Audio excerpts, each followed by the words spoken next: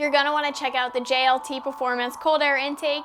If you have an 11 to 14 V6 Mustang and you're looking for a cold air intake that doesn't require a tune and you're on a budget, the JLT name is well known in the cold air intake world, and for good reason. They produce good quality intakes. This intake also happens to be the most budget-friendly option on the site as of right now, coming in with a cost just over $250.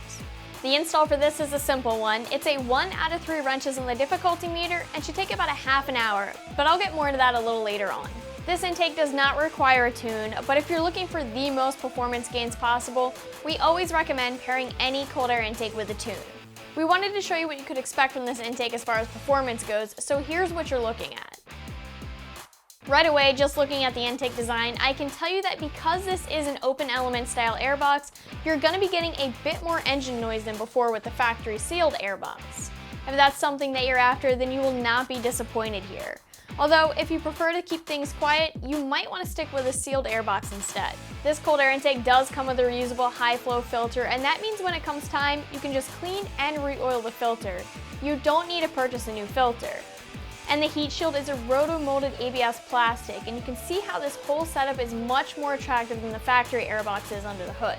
It's a nice matte black, and this is exactly what I consider a classic cold air intake look. It's simple but clean in my opinion.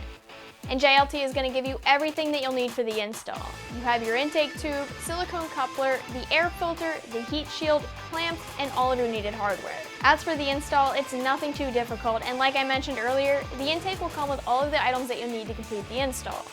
It'll take about a half hour, maybe an hour tops. I'm going to call it a 1 out of 3 wrenches on the difficulty meter.